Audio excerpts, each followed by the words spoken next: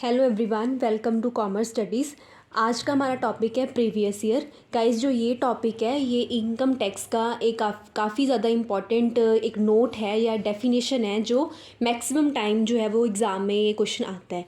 तो इससे पहले हम इनकम टैक्स के जो है बहुत सारे क्वेश्चंस जो हैं हम कर चुके हैं। अगर अभी तक आपने उन वीडियोज़ को नहीं देखा है तो एक बार आप चैनल की प्लेलिस्ट पे जाओगे तो आपको सारी वीडियोज़ वो मिल जाएंगी। तो आप वहाँ से अपनी पहले बाकी क्वेश्चंस कवर कर लीजिए, फिर उसके बाद में ये क्वेश्चन कर लीजिएगा। ठीक है, तो आप स्टार्टिंग भी यहीं से कर सकते हो क्योंकि ये बेस है। जब आप इनकम टैक्स स्टार्ट करते हो तो डेफिनेशन सबसे पहले की जाती है। तो क्या होता है प्रीवियस ईयर, क्या असेसमेंट ईयर होता है, तो उसके बारे में पहले आपको क्लैरिटी होनी चाहिए। तो आप यहाँ से भी स्टार्ट कर सकते हो, ऐसा कोई प्रॉब्लम नहीं है कि पहले वो क्वेश्चंस करने पड़ेंगे।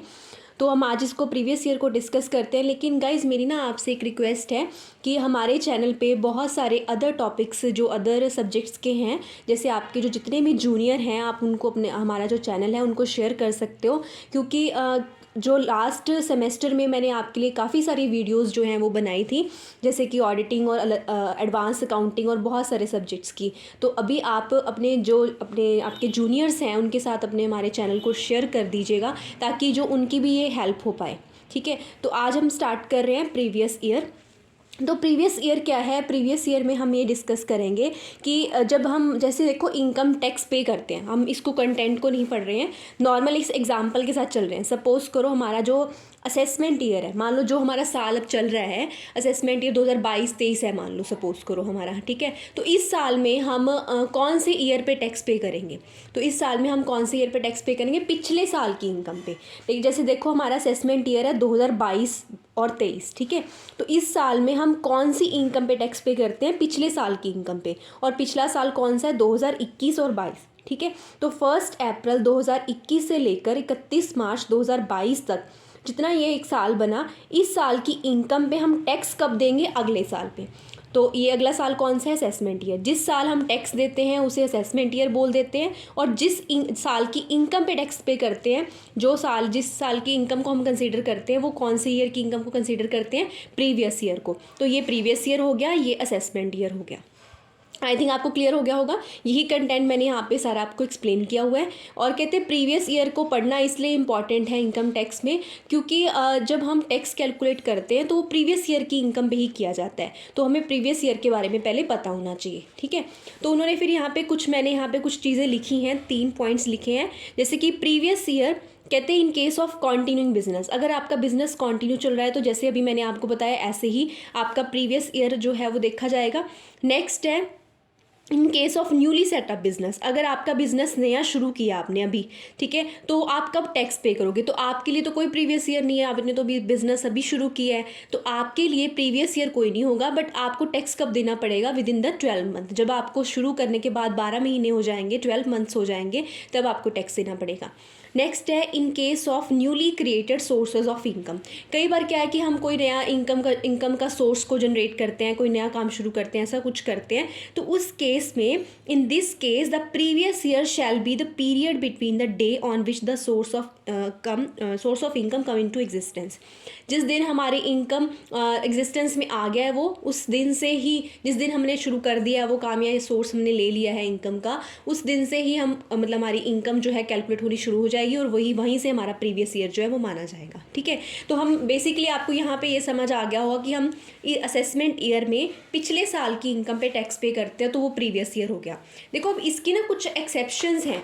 एक्सेप्शंस मीन्स कुछ एक्सेप्शंस का मतलब होता है कि इन जो सिचुएशंस को छोड़ के बाकी सारी सिचुएशंस में प्रीवियस ईयर पे ही टैक्स कैलकुलेट होता है। तो ये कौन सी ऐसी एक्सेप्शंस हैं जहाँ पे प्रीवियस ईयर में ही हमें टैक्स देना पड़ता है? तो ये 5 पॉइंट्स आपको हेडिंग्स हैं, मैं इनके थ्रू आपको सिर्फ एक्सप्लेनेशन मैं खुद कर रही हूँ। हेडिंग्स आपको मेनली लर्न करने हैं। जैसे देखो फर्स्ट क्या है?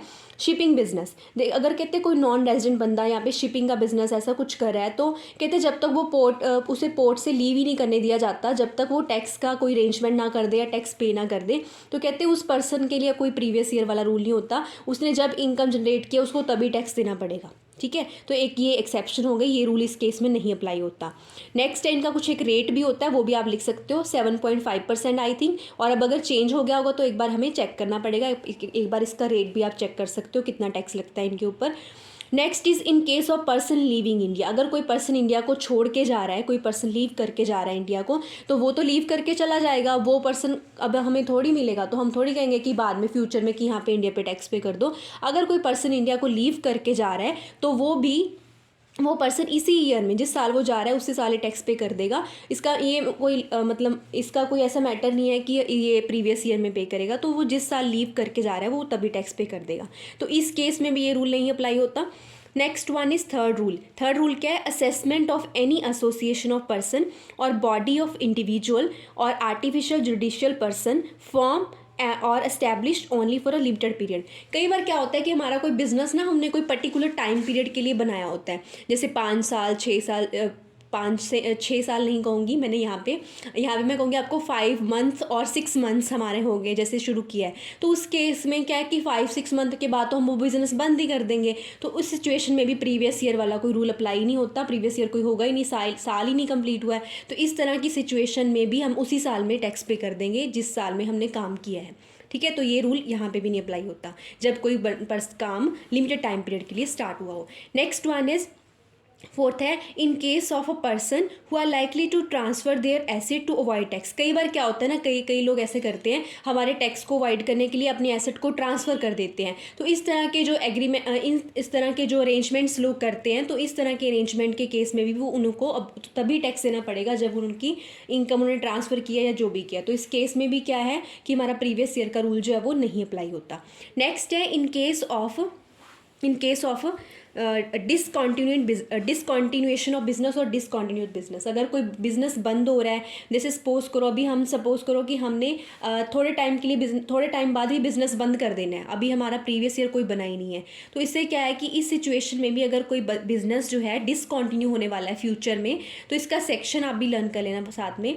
तो इस सिचुएशन में भी क्या है कि हमारा प्रीवियस ईयर वाला रूल नहीं अप्लाई होगा और हमें उसी साल में टैक्स पे करना पड़ेगा। ये एक्सेप्शन बेसिकली है क्या कि हमें जिस साल में इनकम हमारी जनरेट हुई है उसी साल में हमें टैक्स देना पड़ेगा।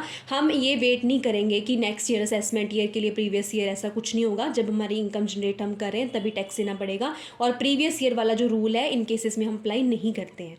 ठीक है, तो आई थिंक आपको ये क्लियर हो गया होगा। ये जो क्वेश्चन है ये आपको इस तरह से आ सकता है कि प्रीवियस ईयर क्या है, उसकी डेफिनेशन क्या है, या फिर इस तरह से पूछ सकते हैं आपको कि कौन कौन से एक्सेप्शन है जब प्रीवियस ईयर की इनकम को उसी साल मतलब हमें टैक्स देना पड़ता है। तो आपको 5 में भी आ सकता है ये क्वेश्चन और 15 में भी पूछ सकते हैं।